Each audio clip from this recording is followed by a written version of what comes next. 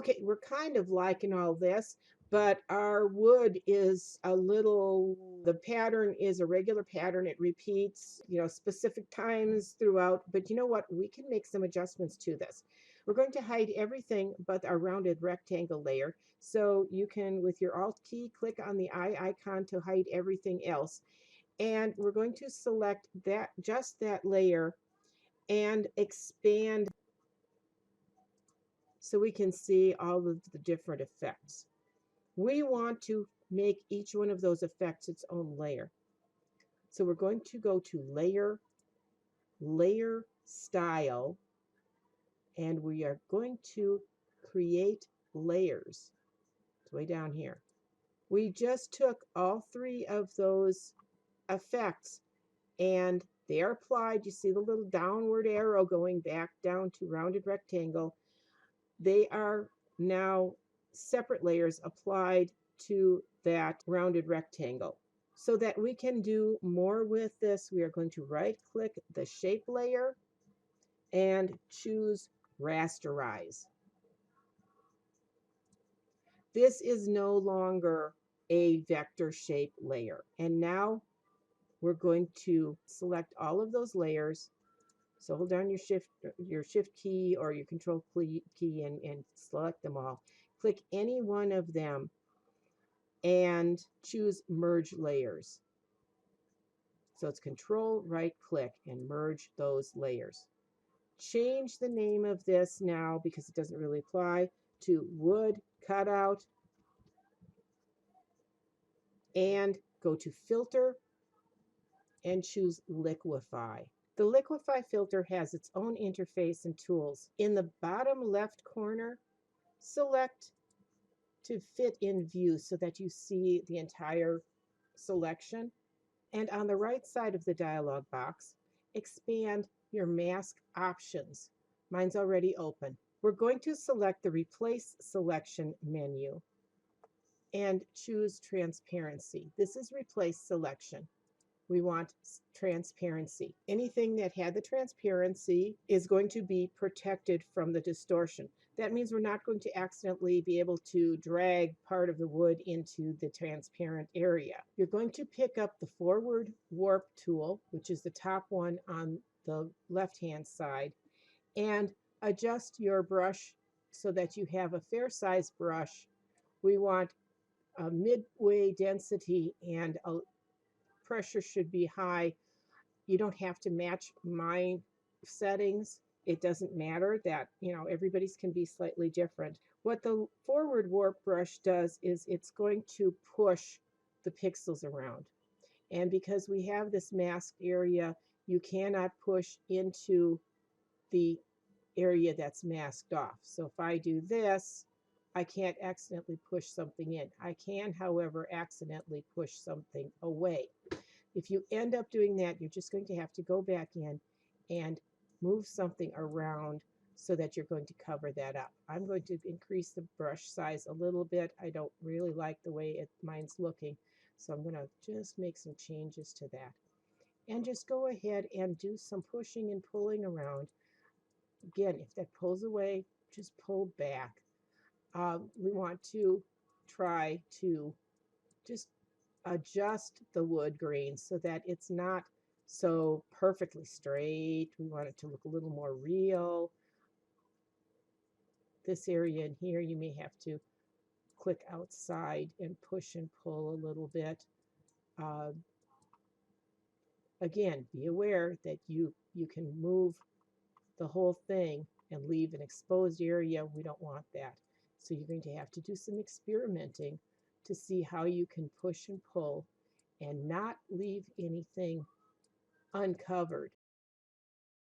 When you've got your wood grain, how and you're happy with what you have, you can then click to accept that, and we'll be back to our regular layers. The next thing we want to do is put a background in behind everything so we don't have this transparency going on for our final print. We want to hide now everything except for the car layer.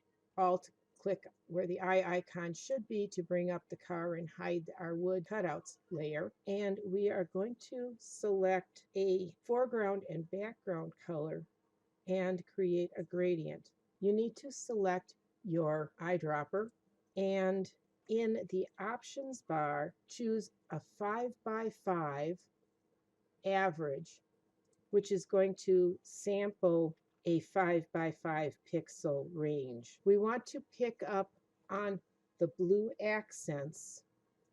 So let's zoom way in.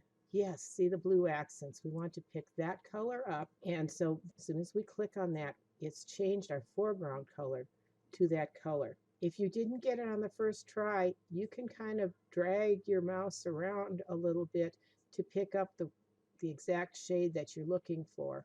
Okay, do you see how the inner ring will change with what color you're over? So you can make sure you get the right color that you want just by dragging around. We want next to pick up the background color. This time we're going to get the edge of the hubcap. So let's move to the back and we want to pick up the edge of the reflection area in the hubcap. So it's going to be a light gray. And to make this the background color, we're going to hold down your Alt or Option key as you click. And again, you can kind of drag around to pick up the right color that you want. We're looking for a sort of light gray. Well, that looks pretty good right there. We're going to create a custom gradient out of those two colors. We've used gradients in Illustrator. It's very similar in Photoshop. Choose the gradient tool in the Tools panel. We get an option bar that's showing a predefined set, but if you look, you can see all of this. This is our foreground to background right there. You can do a small list so that you can see the names. Just make sure that foreground to background is the one that is selected. And then you can hit enter to close that dialog box. We can now click the gradient sample in the options bar to open the gradient editor. Click the left color stop below the gradient ramp and drag that till the position is around 40%. Click the right color stop and drag left until it's at 60%. Now click below the left side of the ramp and drag the new stop until the location field shows 20.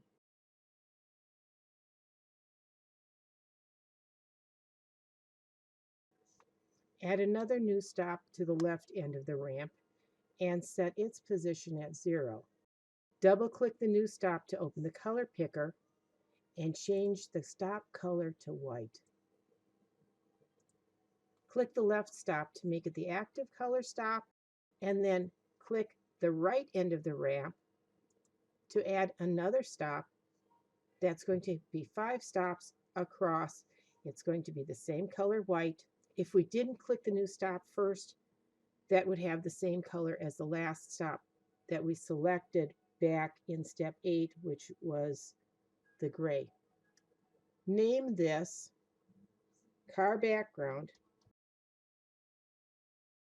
and click the new button. Then click OK to close the dialog box. Once you define the gradient you want, you can apply it, and it's real easy. We can just add a layer and select the type of gradient and then click and drag. We're going to create a new layer, move it to the bottom, and name it background. Show all the layers,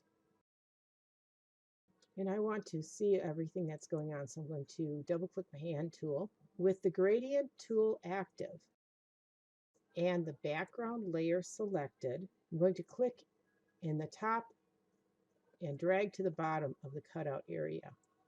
When you release the mouse button, the layer fills with the gradient. Areas that are before and after the line drawn fill with the start and stop colors. So in this case, both of those are white. So I'm getting white up here and white down here.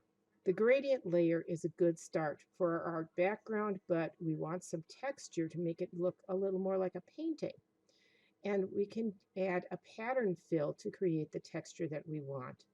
Create a new layer and name this one background pattern. Pick up your paint bucket tool. It's going to be underneath the gradient tool, or it may be in our hidden list. There it is. Take a look at the options bar. When you click with the paint button tool, it fills areas of similar color.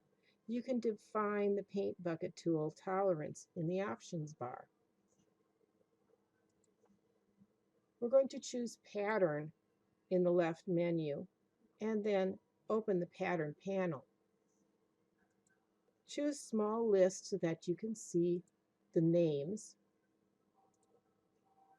And then we're going to open up grayscale paper. Again, replace the current patterns with the patterns from grayscale paper. If we append, we're going to get another very long list. And find crepe. In the options bar, make sure that all layers is unchecked. The paint bucket tool creates fills based on the defined sample tolerance, and we don't want to accidentally fill an area on all the layers instead of only sampling colored values on the layer we want to put that fill in. Now, because we have background pattern selected, we're going to click anywhere on the image window. There's nothing on the currently selected layer, so every pixel is within the tool's tolerance, and it's going to fill the entire layer with that pattern. The pattern obscures the gradient. We are going to blend the two layers together. We're going to change that layer's blending mode and opacity. We're going to go into the blending mode and choose darken. And then we're changing the opacity down to 15%.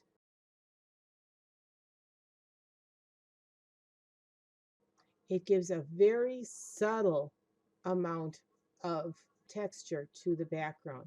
If you're not happy with the 15%, you can actually bring it up a little bit to see a little more of that, and I'm leaving mine at 40%.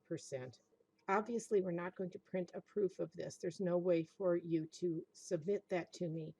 I would suggest, however, that if you have the opportunity, that you would print this out so you can actually see this. But you're not going to be able to print this on most printers as a tabloid size because most people don't have that size of a printer. So if you're going to print this for yourself, go to File, and when you print, you're going to print this at a reduction. We're going to scale this. You can scale to fit your media, and so you can print it off as an 8.5 by 11, and it will be absolutely fine for you. I'm going to cancel out of this. It is time to save this. What I would like you to do for saving is you're going to go to your image size, and the file right now is just too large. Again, it's like a 29 meg file, something insane like that. I would like you to change your resolution to 200 and use the bicubic sharper reduction for this and say okay to that. I don't want you to save the file as the SD file because you're not going to send that again. That one's going to still be really large. So what I'm going to have you do next is File, and you're going to Save As, and save this out as a TIFF file again. Leave it as montage. Give me your initials at the end. Save a copy of this with the layers, LZW compression, zip layer compression, and say okay to that. Yes, we know that one. It's going to give you a much smaller size file. If you look at the one I have, it's a 15 meg file. You should not have any problems uploading that. If you do have an issue with it, go back in to your Photoshop file, knock it down to a 150 pixel per inch file, and that takes it down to about a 9 megabyte file, and you'll be able to do that for me.